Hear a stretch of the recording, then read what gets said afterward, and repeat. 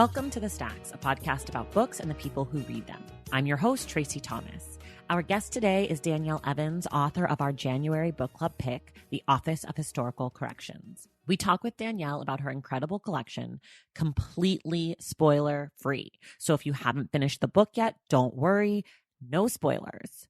We're just trying to get you excited about next week's in-depth discussion with Disha Philyaw. If you want even more discussion around the Office of Historical Corrections and all of our book club picks, consider joining the Stacks on Patreon. That's a website where you can contribute monthly to help me make this show. In exchange for your generosity, you earn perks like our virtual book club.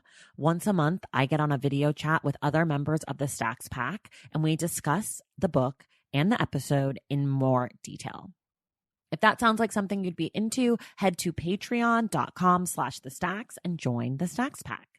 And here's a little shout out to some of our newest members: Heather O'Rourke, Kiara Nelson, Colleen, Dinah Colbreth, T.A., Ellen Winecki, Liz, Heather, Grace Wheel, and Erica Smith. Thank you all so much again for your support. I really could not make this show without you. All right, now it's time for my spoiler-free conversation with Danielle Evans. All right, everybody, I am here today with Danielle Evans. She is the author of the Stacks January book club pick, The Office of Historical Corrections. Danielle, oh my gosh, thank you so much for being here. Thank you so much for having me. This is really a treat. I always love when we can have the author of our book club pick on the show. I just think it provides so much insight, and I'm going to try really, really, really hard not to spoil anything, and I'm going to try to not ask you any questions that will give any of the stories away, but just know that I want to. So we'll start where we always start, which is in about 30 seconds or so. Can you just tell us about the book?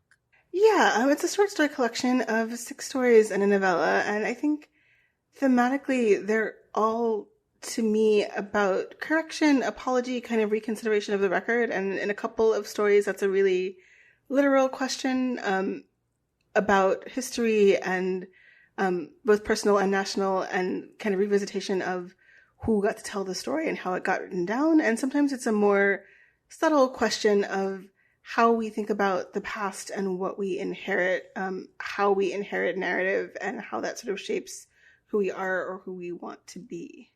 Yeah. I mean, I always ask that question, and every time I'm always blown away how well the author can distill the book down, because in my mind, I'm like, it's about a million things, but I mean, you nailed it.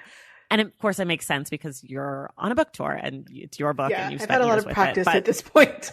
Yeah, but I'm always like, wow, they do such a good job.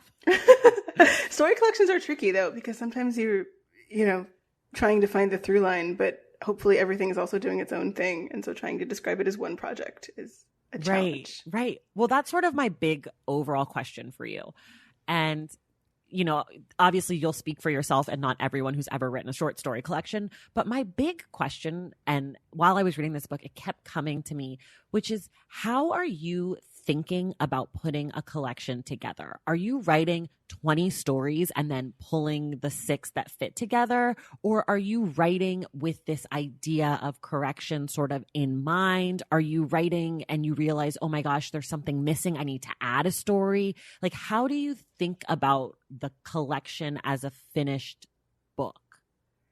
Yeah, I think this is true of how I've heard most people describe working on a collection. So not to declare myself the boss of short story writers, but I think this feels fairly universal, is that at first you're just writing stories. I think it would be in the same way that, like, if you set out to write a novel, you don't necessarily set out with a theme most of the time. Right. That can easily kind of kill the work or make it feel too heavy-handed too soon before you're trying to sort of get to know the characters you're writing and figure out what might happen and learn the landscape. And so at first I'm just working on stories, and I'm working on every story on its own terms and trying to understand what those terms are, and sometimes working very slowly. And so I think I didn't know that this was a collection until I was more than halfway done. I sort of, I'd said, I'm working on a collection once I had a certain number of stories published, but everything I would say about what that collection was just something kind of off the top of my head, or something that I had to sort of write in some academic language for my job. But then I would go back and look at the work and say, like, that's not quite accurate. I don't actually know what the collection is yet, but we'll get there because we're writing stories. And I think that when I finally I had 6 of the stories done, and I had said all of these things. At one point I said, this is my project about the present tense. At one point I said, this is my project about the Midwest. At one point I said, this is my project about whiteness. All of those things are in the collection, but it's not really or exclusively about any of them. So right.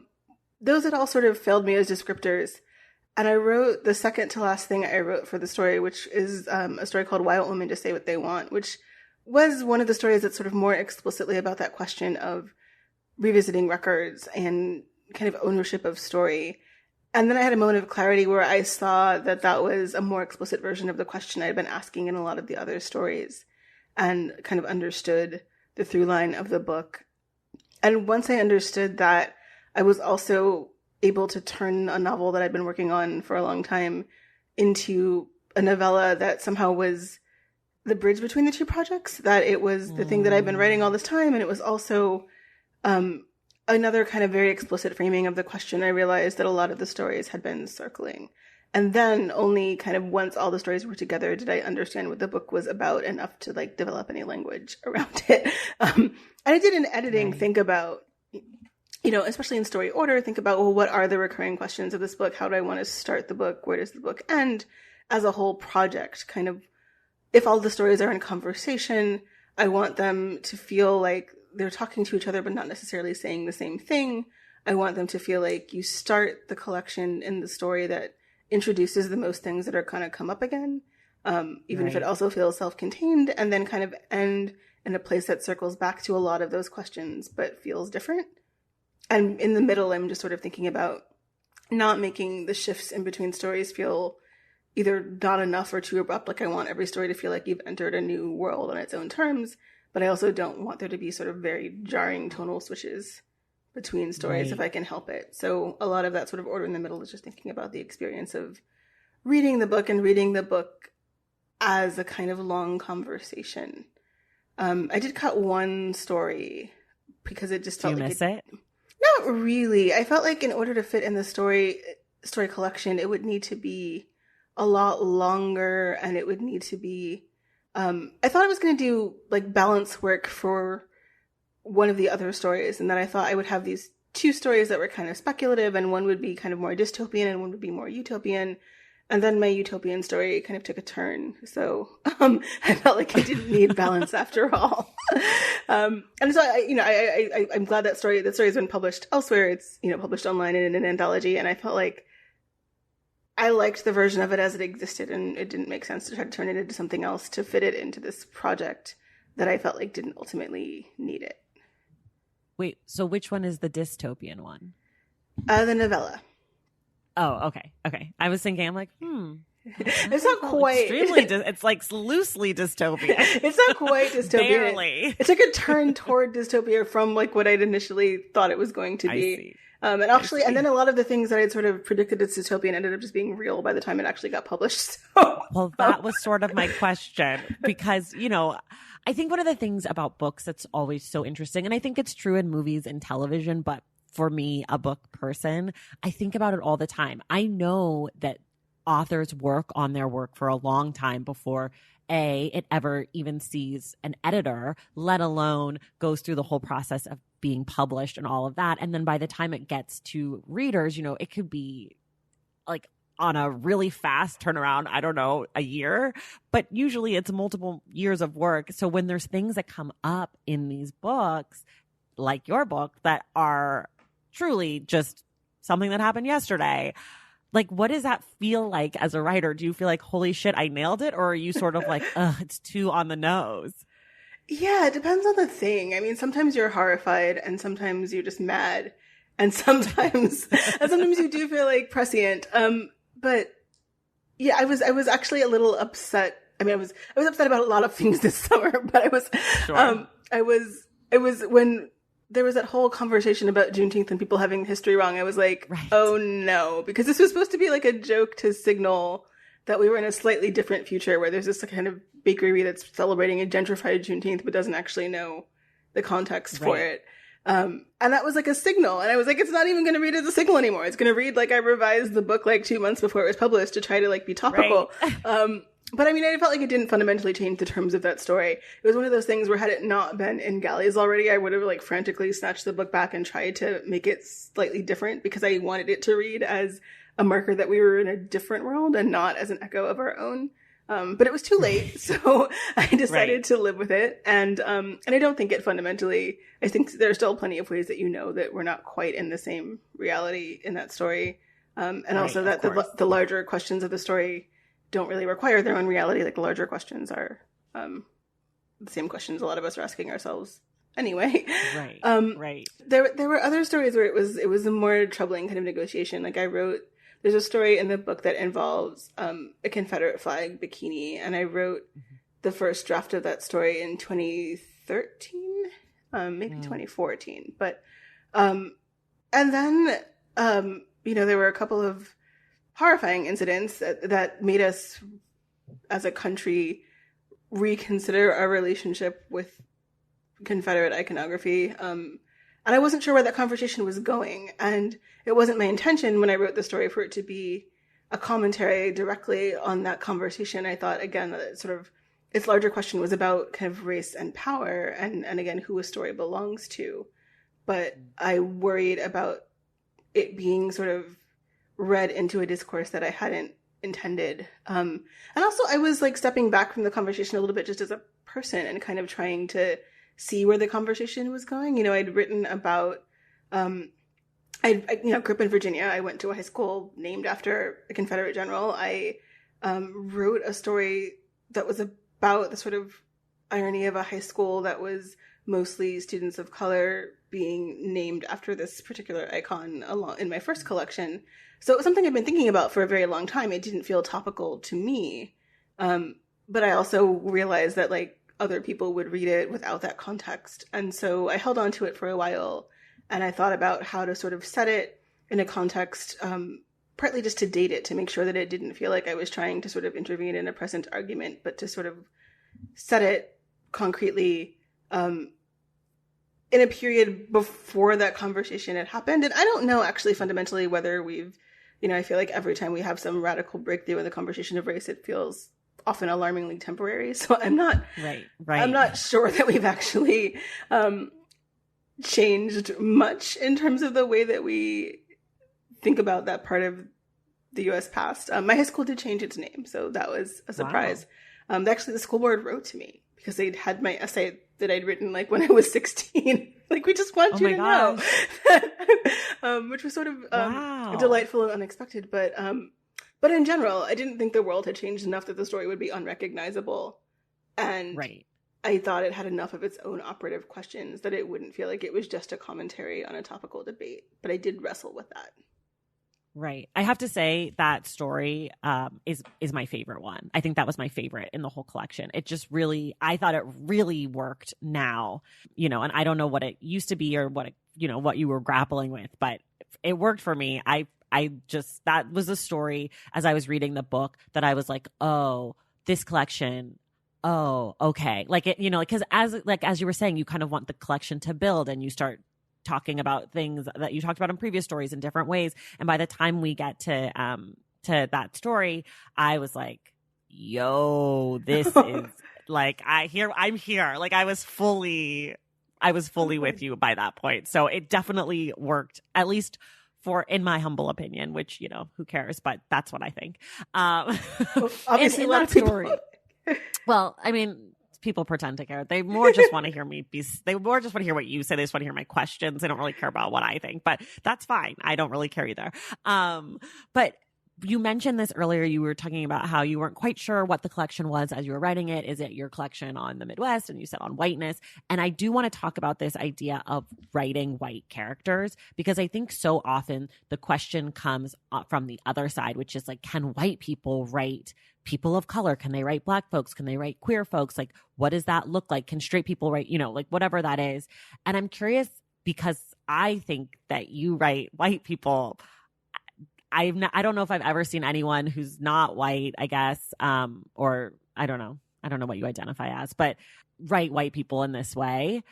And I'm curious if what that's like, how you think about it, because I do think that people of color, Black folks especially, know white people better than they know themselves. And so I'm curious sort of how you approached it. And I'm specifically thinking of Claire from that story, that the Confederate flag story.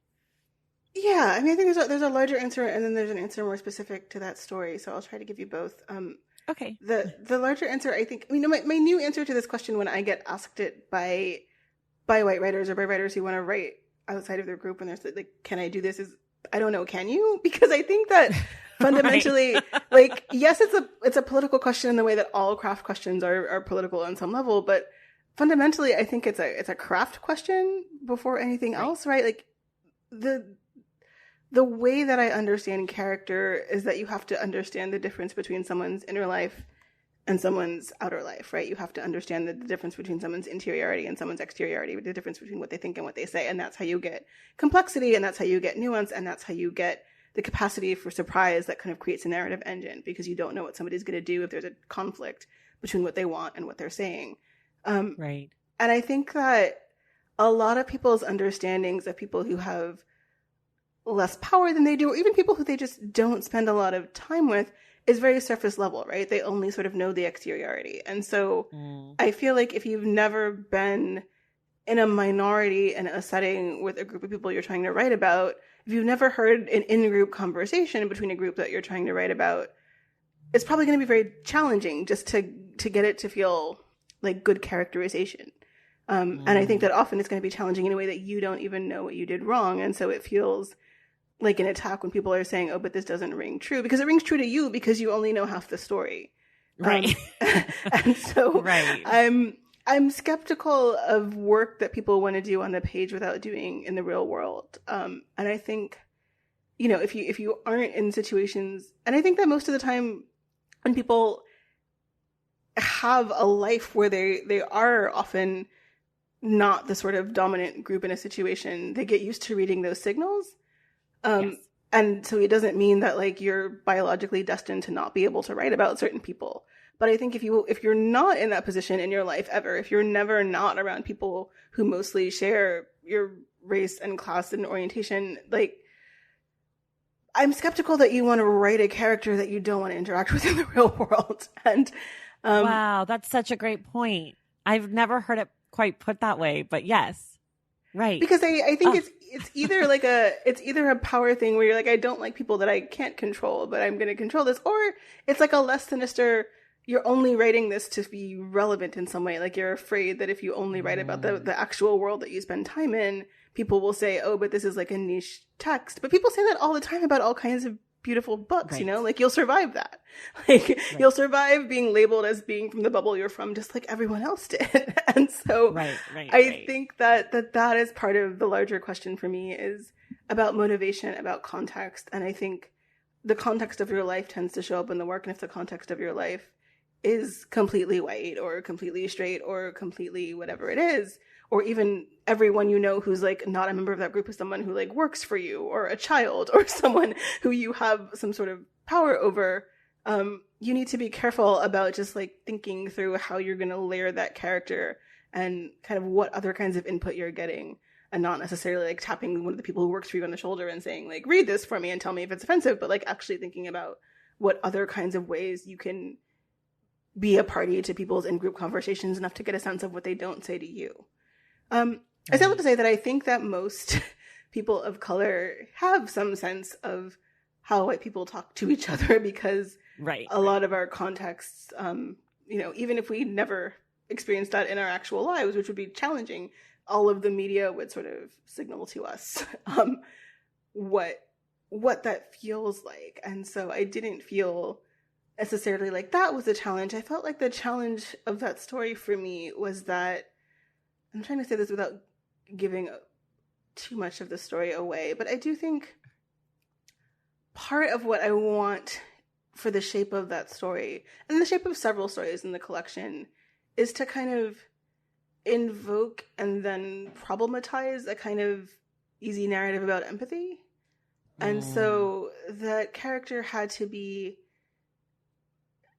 not necessarily sympathetic, but first of all, she had to feel alive, right? She had to feel like a real person. Right. So it wasn't just that she was there to sort of make a point or serve as a magnet for judgment. But I also felt like her interior narrative of being in that story, the victim had to ring true to her, and also there had to be some pressure points to see around it. But because it's a story that's closely from her point of view, it was most of the revising I did was thinking about how to get those pressure points in the story that let you say, like, oh, maybe I should problematize the ways in which I want to understand or forgive this character because there's an erasure in there.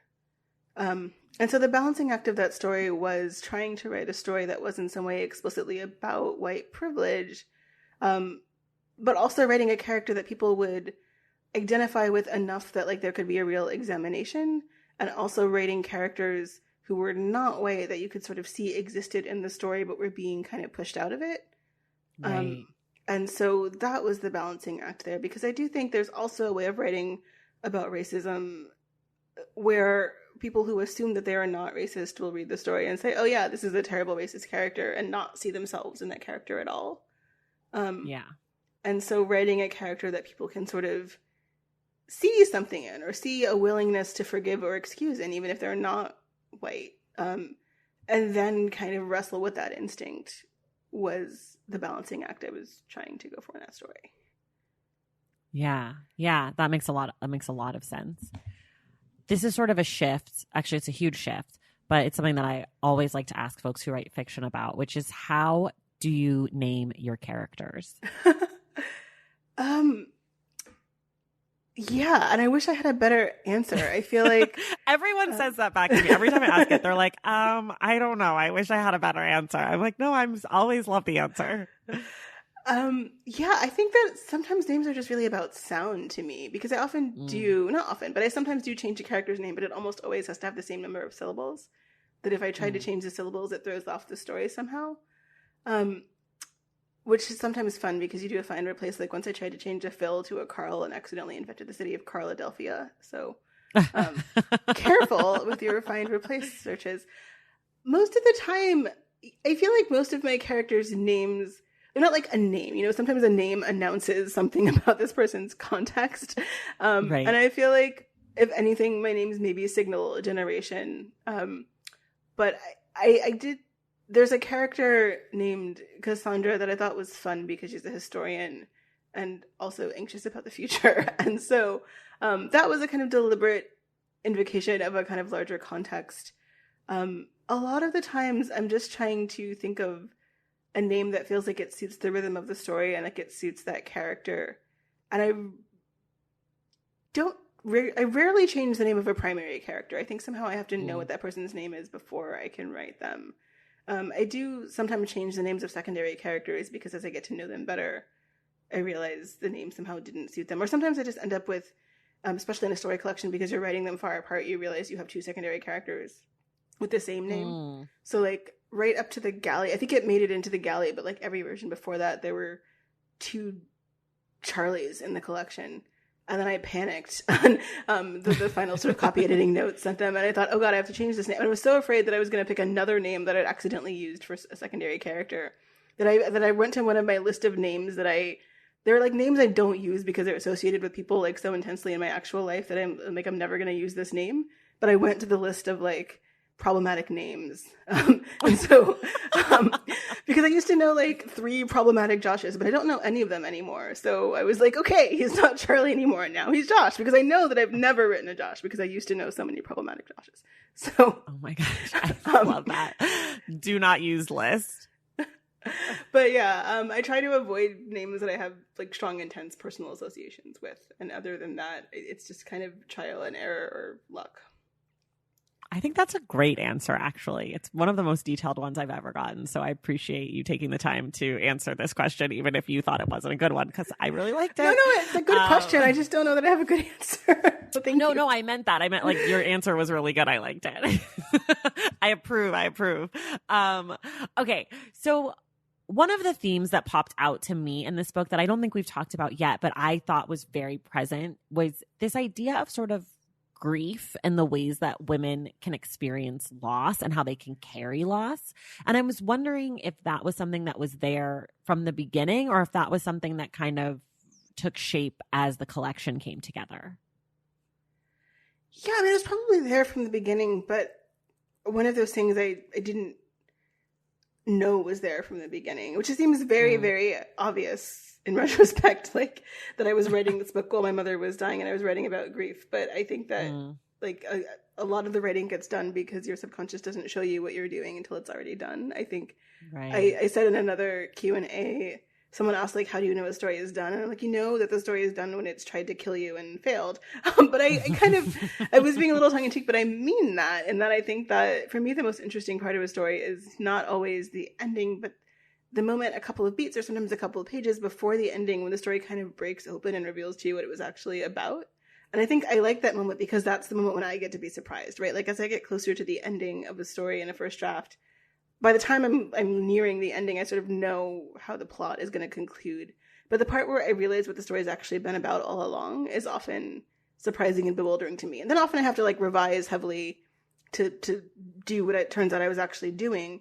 But I like that moment of kind of revelation or breakthrough, or when the submerged part of the story comes to the surface. And so I think what was one of the things that kept coming to the surface in the stories was grief, and, you know, perhaps understandably, but I wouldn't set out to write a story about grief. I would sort of get there and realize that's what the story was about. And in fact, some of the revision was in bringing that to the surface. In the first story in the collection was supposed to be an essay originally. I'd promised Roxana Gay an essay.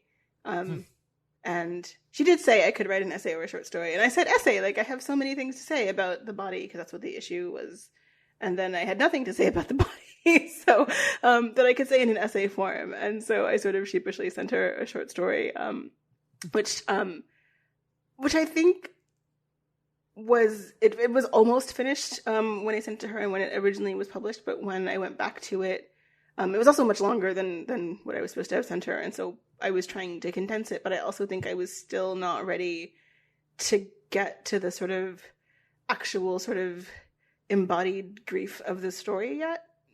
That would have been in the essay that I thought that I was writing. And so when I went back to revise, that was one of the places where I slowed the story down, was in the scene where the character has to sort of actually watch somebody die and deal with her own grief and the physicality of that moment. And so some of the revision was recognizing what the stories were about and having to kind of go into it, when in the first draft I tried to maybe protect myself from it too much.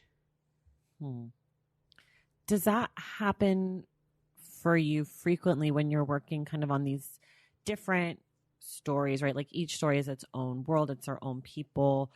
You know, it's this whole, you know, you're working towards something on each story. Does it ever happen that, you know, you're writing story number 4 and all of a sudden whatever happens there makes you totally rethink and want to revise story number 1? Or that something you put in story number 1 all of a sudden doesn't work now because it fits better in story number 4? Or are you able to sort of keep the stories separate in your mind? Because it's sort of like you have like 6 or 7 plates spinning at once in a way. And they have to be, like, if you were writing a novel, let's say, you might have multiple ideas going at once, but you're not necessarily presenting them next to each other. So you could have time to kind of make those changes. Whereas if you're writing a short story collection, you have these plates spinning, but you eventually have to get them all together on the same table. So how does that balancing act work as far as revision? Yeah. I mean, I think because I wrote these stories over a long period of time, I did write them one at a time. And so for the most part, once the story is done, I'm like, well, that belongs to that story. Like, it's published, it's in the world. Even if I'm going to revise it later, I'm not going to take something from it and give it to something else. I don't know. Now that you've asked that question, I'm like, why do I have that rule? That's not necessarily an inherent rule.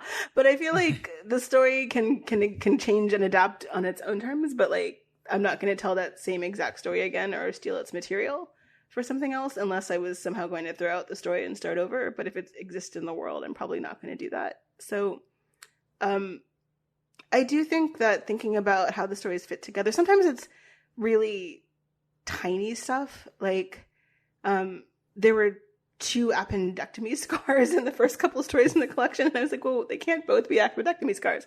So it's like a change that if you were just reading like both versions, like the originally published version and the book version of the story, you'd probably be like, why did she change that to a different scar? Like, it really doesn't matter. But it really didn't matter in that story. And it did matter that it was an appendectomy scar in the other story. And that's why. And there are other changes that are partly because I'm revising the stories in some cases so much later than when they were first published. So the earliest story in terms of when I wrote it in this collection is called Alcatraz, and that's a story that I'd originally written. Actually, I wrote the first draft of that in graduate school in like 2006, and I held it for a while because it was a story that, of all the stories, had the most kind of actual, and it's very much fictional, let me be clear, but it had the most actual family history in it. Just in terms of what I'd borrowed from. And so it's the only story I ever let anyone else read and say, like, you could approve this or not, and if you don't approve it, I will never publish it. And my mother read it, and she liked the story very much. And so it was published in a journal, I think, the same year that my book came out, so in, like, 2010. But then I was going back to the story in, like, 2018 when I was doing revisions, and my mother was dead, and she couldn't read whatever I was going to do to it next. But I also felt like I wasn't necessarily the writer who'd written that story, 12 years earlier. And so I was trying to sort of fit it into the book without changing the terms of the story. And luckily it already had this retrospective frame, so I kind of leaned in to the character gaps to try to sort of echo my own gaps between the writer who wrote the original story. And some of it was just kind of cleaning up things that I hopefully am evolving as a writer and like would have caught on first draft, like sort of tightening up some sentence level things and some backstory that was more complicated than it needed to be for purposes of the story, because I think I was still too attached to the actual backstory in the original version. But some of it was kind of spiraling out a little bit and thinking about the passage of time and letting the passage of time play a role in the story and giving it more room that way instead of trying to make it sound more like the other stories in terms of content. Trying to make it sound more like the other stories in terms of voice and engagement with history that was always present in the story, but became more present when there was more looking back. Yeah. I'm very interested in that idea of over time, how these things kind of move and change. Okay, I'm going to ask you to do something that I'm sure you'll hate, but we'll just see how this goes. Do you have a favorite story and do you have a least favorite story? And if you're comfortable, will you name those 2 things? Yeah, and I'm not even trying to be difficult. I really don't. I think part of why that's okay. I like being a story writer is that I'm fickle, and so things change from day to day. And also I feel like sometimes people are like, when you order a collection, you should order it from like your strongest story to your least strong story. And I'm like, why are you putting your least strong story in the collection? Like, if you don't at least genuinely believe that everything is as good as everything else, you don't have a collection yet. You need to keep working and throw some stuff out. So I'm sure that I think that that's my experience of the book, and also that this is a weirder book than my first collection. And so I think if you read my first collection and like loved anything in it, there probably isn't anything that you would like hate. Whereas I can imagine that if you read this book, there might be a story you love and another story maybe you don't hate, but that you like find weird. And I think that that's okay, that this feels like a slightly riskier, more experimental book. But like, from my perspective, I wouldn't put it in the book if I didn't think the risk was working. I also sort of anticipate that the range of reactions or the way that an individual reader might react to individual stories might be more different in this book than the first book. Which is okay. I think that's part of the project. I love that answer. One more question about the book, and then we're going to take a quick break and we'll talk about other things on the other side. But I'm curious how you decide how to title the whole book. Is there ever a question of maybe I will title it something that's not a title of one of the stories or the novella, or are you did you know what it was going to be going in? Yeah. For a long time, just because I had a collection of stories, and often they are titled after a story. Its working title was Boys Go to Jupiter. But just because I liked the sound of that. But then when I actually, that was before I'd sort of arrived at what the stories were actually about. And so once I was sitting down with the manuscript, I was like, this doesn't actually make sense as a manuscript title. It doesn't really gesture toward the whole project of the book in any interesting way. And so I titled it The Office of Historical Corrections. At that point, the novella was still in draft form. And in the draft form, the Office of Historical Corrections was actually the name of the agency, and it was a more speculative story. And then when I revised, it became not quite realism, but it veered closer to realism. And I was like, well, they're not going to actually name this agency the Office of Historical Corrections. That's like, right. It needs to at least be plausibly like the name of something that the government would call something. And so I changed the name of the Office of Historical Corrections to the Institute for Public History, and changed a lot of the sort of terms of exactly what the job was, and tried to ground it a little bit. And so I had sort of snuck in the Office of Historical Corrections as this like running joke about their sort of like their evil twin agency or their shadow agency. And I thought that it worked, but I was a little bit afraid that someone was going to call me on that and say, like, you can't just sort of stick this in as a joke, so you can title the story that. But it did make more sense as the title of the story, because I felt like it was a more interesting thematic title than like the Institute for Public History, which sounds like drier. And so it sounds like a government agency. I felt like as a title, it prompted the kinds of questions that you want a reader to have when they see a title. So I wanted to keep it, and I wanted it to be the title of the book. And I sort of at one point did have to argue a little for that, but I think I won that argument in part because there were like no other good titles that it seemed to so clearly encapsulate the book. The only other what else did we float? I think there's a line in the first story. What was it? I can't even remember it, which maybe is a sign that it wasn't a good title. But I tried really hard. And I know I was like, I'm going to send this list back, and they're going to be like, you are being passive aggressive and only giving us terrible titles because you don't want to change the book's title. But I really wasn't. I was trying my best, and no one else came up with anything better. All Lit Up with Danger. There's a line in the first story. But yeah, nobody liked that title. And then I thought about, because the epigraphs are really beautiful. They're from Lucille Clifton and James Baldwin. And so I thought about, what was the line from the epigraph that I was thinking about? But I couldn't use it because my first book, Before You Suffocate Your Own Full Self, was titled after a line from the poem in the epigraph. And I was like, you can do that once. But you can't do that twice. Then people will just be like, why can't you title a book on your own? It could be like your thing. Like Danielle Evans does this. This is and like it's like her either shtick. you'd have to do it forever. You would never be able to title a book because, This Past Was Waiting for Me When I Came. It was also a long title. So, so yeah, those were the closest I got to alternate titles, and they didn't really work. So I'm glad they let me keep my sideways way of getting the Office of Historical Corrections in as a title. But I think it's both. It spoke to the theme, and it also, which I think is the theme really of all of the stories, but also the sort of question of correction and apology that's in a lot of the stories. And it does sound, I mean, I think the concern was that it maybe sounded a little bit speculative, but I do think that I did also want to signal that this is like a slightly stranger book than my first collection. So I wasn't bothered by the idea that it might sound like you were sort of being dropped into something that wasn't entirely realist. It is mostly realist, but it's not entirely realist. Right. Yeah. I love the title, so I'm glad that it worked out for me and for you and for your team. I'm glad we came to a title that we all could agree on, because I really love it. So, okay, we'll take a quick break and then we'll come back and talk about you. Okay. Valentine's Day is upon us, and I've got love on the brain. Love for books, duh, of course. Hello. Did you forget what podcast you're listening to? I love bringing you all great reads, exclusive author interviews, and behind-the-scenes book gossip. But I can only do that with your support over on Patreon and Substack.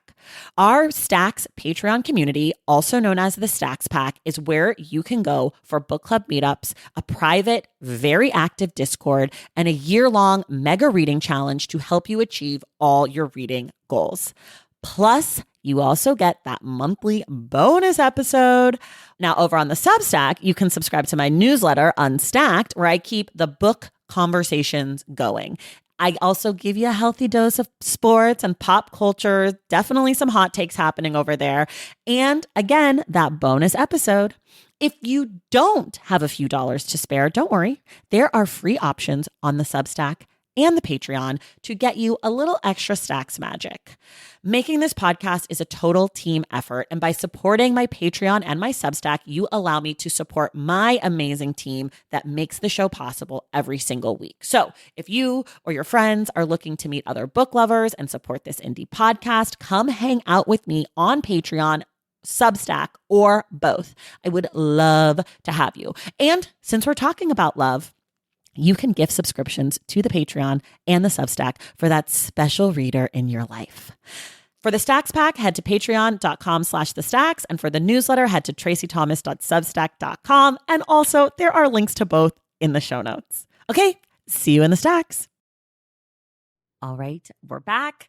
Okay, so I want to sort of know about you as a writer. How did you know you wanted to be a writer? Was it something that you always wanted? Was there someone that inspired this in you? Or was it something that you sort of realized? Sometimes authors come on the show and they say, I didn't even know being a writer was a job. And then I figured out that it was one. So sort of what was your relationship to becoming a professional writer? Yeah, I think you just stole my answer. Oh, no. Thanks, other writers. No, I mean, I did always write, and I always wanted to write books, but I didn't know that was a job. So right. I thought that I would do something else and like also write books. I grew up on a lot of mysteries and legal thrillers, so I think I had this idea that I'd be a lawyer who like wrote novels. Then I took one political science class in college, and I was like, enough of that.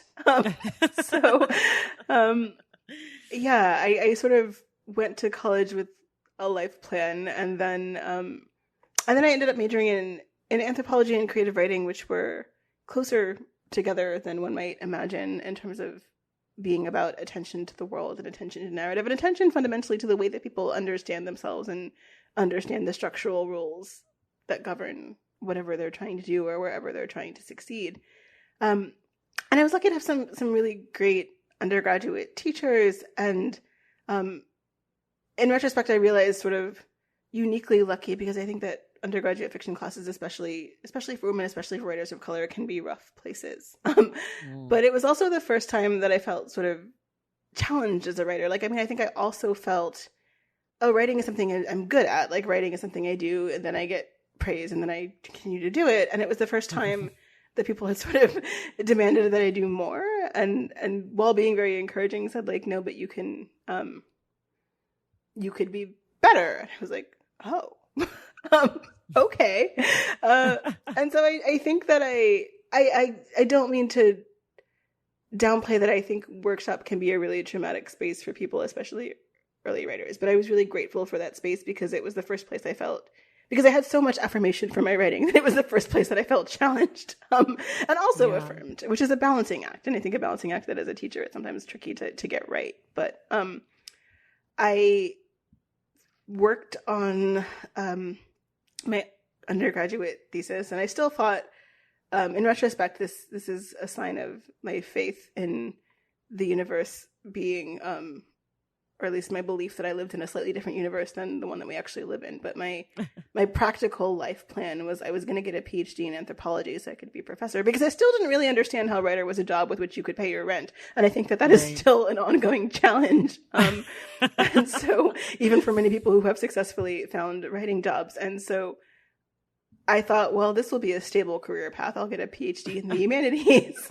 which again, I don't know why nobody stopped me from having this plan. But, I was working on my graduate school applications, and I just couldn't do it, because you have to write that essay that's like, this is why I want to spend the next 5 years of my life doing this. And I couldn't make it convincing anymore. I'd sort of discovered creative writing, and that was all I wanted to do.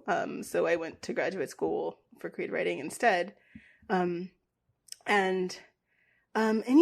think that I feel like it's almost not useful to tell like the step-by-step story, because I've had the kind of career where things fell into place at the right time, the right place at the right time. I think what I will say about that is that I also know how narrowly some of them did not keep, like how narrowly some of them fell, I know how close they came to not falling into place. And so I've tried as much as possible to prepare myself for a world where I always had to have a backup plan. And thankfully I haven't had to use it, and I've been able to have time and space to write both of these books, and I've been really grateful for that.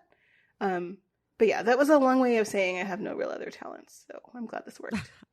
Well, if you had to, since we're just in this hypothetical world, what do you think you'd do if you weren't being a writer?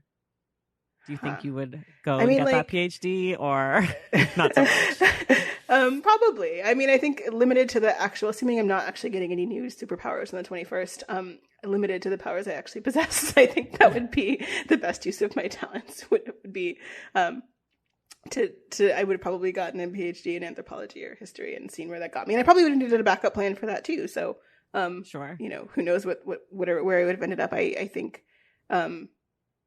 left, you know, if I had any talent in that regard, I'd love to be a photographer, but I have no real visual eye. Like I know what I like, but I don't know how to do it.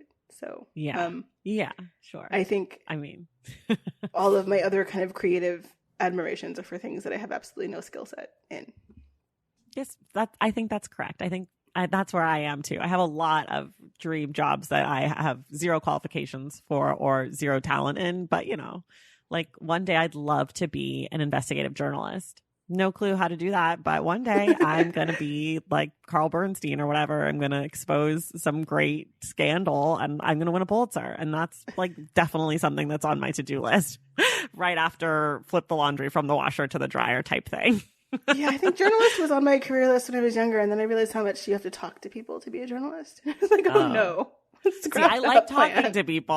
Yeah, I just don't know how to do the journalist part. Like the writing part, no clue how to write. Like I'm not for me. But the asking the questions and harassing people till they tell me what I want to know, that I feel like is definitely in my skill set. But I think you need both parts, unfortunately, to be like a real, you know, Bob Woodward or whatever.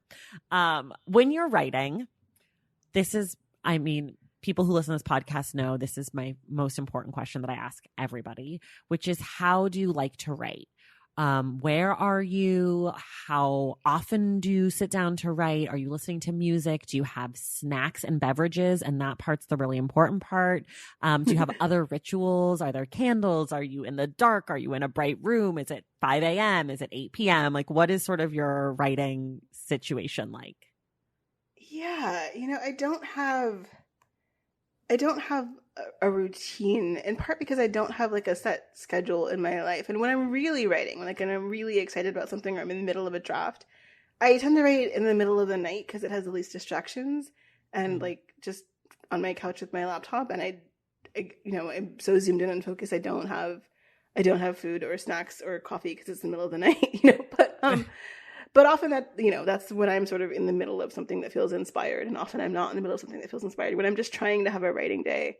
Now this question makes me sad because I used to go to coffee shops and now I can't do that. But it would be a good way of, you know, especially because I do have long stretches of time where my job is just to write, where like between semesters or on teaching leave or just like, you know, I only teach 2 days a week. And so, you know, the other days of the week, what do I do with myself? And so sometimes even if you don't have a great writing day, it just feels better to know that you like put pants on and saw a human. Right. And so sometimes I would get into a routine. I don't do mornings at all. So I would and I can't have coffee after 2 p.m. or I won't sleep. So I would aim to like arrive at the coffee shop in that window between noon and 2 so that I could have 1 cup of coffee, which is all that my all the caffeine that I can sort of tolerate and ever get any sleep, and maybe some kind of snack. And I put a lot of effort into like finding the coffee shops where I could write, because I don't like coffee shops where you can see the books, because that feels like too much pressure. Even though I like that bookstore coffee shops exist and often stop there to get my coffee, like I can't go there and write because I can't be like seeing the books while I'm writing. It's too much. And there are also lots of coffee shops that you realize are like, people are constantly using the coffee shops for like job interviews or first dates, and I'm nosy. And so I can't like go someplace where there's too much people watching, which is another thing that I usually find and fall in love with a coffee shop is then it closes 6 months later, because I realized that what I actually found was like a place where I had a personal barista, which is why like, and even though I order snacks and tip very well, like I cannot unilaterally keep a coffee shop in business. So every time I find a coffee shop that I love, it closes. So yeah, I don't know how my coffee shops are doing these days. But I hope to be able to find out again in the not terribly distant future. But I do think it's just like when I'm trying to jog something, like I usually won't get a whole story done in a coffee shop. But if I'm just like staring at a blank screen, I can go there and kind of work until I get the breakthrough when I'm like, yes, here's where we are. And then I can take it home and get in my pajamas and stay up all night finishing it. Right, right. And I know that you said you wrote this book over years and sort of essays at different times. So this is maybe not so specifically, but are there things that you feel like you were watching or reading or listening to that you feel like are sort of in the book? Or was it so over such a varied amount of time that it's sort of, who knows? Yeah, I mean, I think I was listening to my enormous anxiety about the future. And I mean that both, yeah, I mean, I think there is part of what this book is about is grief. And the other part of grief is that you have to imagine how you live on the other end of it, right? That part of what grief does is make the future unimaginable because something you thought was there or expected to be there is gone. And so I think that both kind of as a person who was losing her mother, but also as a human, as a Black human in, the period of 2010 to 2020, I was also just as a person who like lives in an environment that is rapidly melting, right? There were all sorts of ways in which I think what I was actually writing through was an anxiety about the future, an anxiety about how to imagine the future when the future felt unimaginable. And I don't know that like the stories themselves are necessarily super or entirely optimistic on that question, but I think that the act of writing a book requires you in some way to believe in the future, right? It requires you to believe that you're doing this for posterity in some way. And so I'm sorry, that's an abstract answer, but I think that in some ways, in terms of how it filtered into the book, that's what I was sort of thinking about. And that's how I was thinking about most of the media that I was consuming is like, how are we imagining the future right now? Right. For folks who love the Office of Historical Corrections, what are some books that you might recommend to them? Not necessarily the same, but something that might be in conversation or sort of dealing with the same ideas or topics or things that you just think pair nicely. Yeah. I'm going to start with some story collections. This year, there's a story collection called I Hold a Wolf by the Ears by Laura Vandenberg. That I sort of joked to Laura. I was like, I think this feels like if you gave two very different writers the exact same set of story prompts and saw what they did, which of course is not what happened. Like I didn't see her book until it was done. But I do think there's a similar kind of wrestling with anxiety and hauntedness and how we reconcile our personal politics with our human lives, or with our sort of structural world. So that feels like it would be good in conversation. I also think it's like a really wonderful time for short story collections by Black writers. So I really loved Rion Scott's The World Doesn't Require You, which came out last year. Jamel Brinkley's A Lucky Man, which came out a couple of years ago at this point. I don't know how time works anymore. I'm sorry. Nafissa Thompson Spires Heads of the Colored People. I think I think you already mentioned Disha because she's going to be on the podcast. Yeah. But all of those collections are really wonderful. And I think, again, one of the things that I love about collections, especially by writers of color, is that they work against this sort of attempt to be reductive. And so it's super nice to sort of, I don't know. I love always seeing a writer's voice and seeing all the things a writer's voice can do, but I especially love the way a story collection kind of brings this range of characters when so much media sort of tries to flatten and reduce a demographic experience to like a single experience, that it's a kind of living argument against that. That's such a great point. I never really thought about it, but I do think that you're so right on with that, because I often, I sit down to have these conversations with authors about their work, and, I listen to folks on other people's podcasts and other interviews that they've done. I try to, watch the book events if I can. And it's true that when folks end up talking to short story writers, specifically Black short story writers, it's a lot harder to sort of pigeonhole the person and their work, because the stories allow the author to say, like, look, just because I'm Black doesn't mean I'm this, or just because I'm a woman doesn't mean I'm this. And my work is able to speak for all the things that I am and all the things that I can be. And I think that that's such an astute observation, like just really sort of mind blowing for someone who thinks a lot about books. I've never really thought about it that way, but I just think that's so right on. Well, thank wow. you. Well, let me put in a plug for a couple of novels. Oh yeah, throw in some novels. Because I don't want, because sometimes I talk about stories and people are like, you hate novels, don't you? I don't hate novels. I love novels. I hate novels. Don't worry. This is a totally anti-novel space. Everyone knows I'm not a fiction person, so it's okay to hate novels here. But Edward P. Jones's The Known World is, I think, is in terms of stories that sort of wrestle with history and like the structural politics of history, a really beautiful book. Toni Morrison's Jazz is the book that I probably reread the most, alongside Mrs. Dalloway, which actually makes a really interesting pairing with it. But I think thinking about the sort of the way that people live in a kind of historical moment, but also in their own lives, and the historical moment in the wake of a kind of collective trauma or upheaval. Both of those books do that really beautifully. And I've also been, not to give away too much in my book, but I've been teaching a course in the passing novel this semester, and sort of thinking about why it seems to like be back in the 21st century. Of course, there have been a couple of really big books lately, like The Vanishing Half, and now I'm blanking on like the other 10 books that got me to this course, but there have been a lot of them actually in like the last 5 or 10 years. And so I sort of wanted to go back and look at the sort of lineage of that. So in terms of other books that I find really interesting, I would actually make a plug for Plum Bun, which gets overlooked a lot, I think, in terms of Harlem Renaissance passing narratives. But I think it's a really interesting book, both because of its approach to the passing genre, but also, I think that I read it this time and more clearly understood as rereading it the way in which it's a book about female agency and like the degree of performance required to find agency as a woman, whether or not you're also engaged in some kind of racial passing. So I would make a plug for that. I also taught The Vanishing Half and Caucasia and Min Jin Lee's Pachinko, all of which were really interesting to put in conversation. So. And again, books that are sort of really interested in the way that political structures can demand a kind of performance that shapes your very personal and intimate decisions.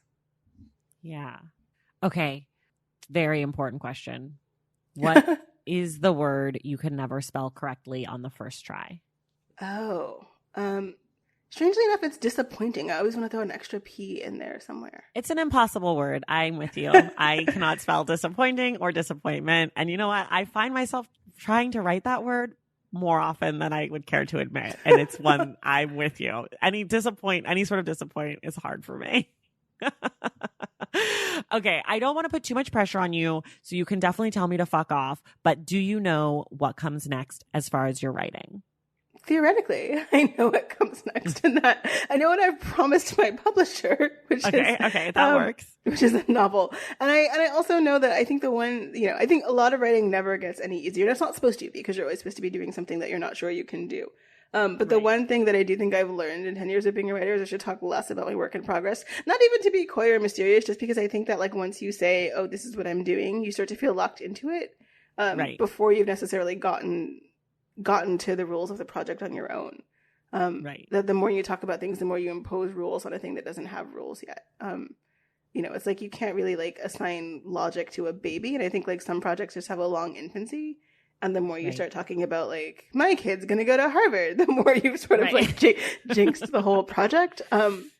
Not to impugn anyone who's that's okay saying where their baby is going to go to college. Actually, you know what? Yes, I'm impugning you if you're saying that about your baby. Let your baby be a baby. But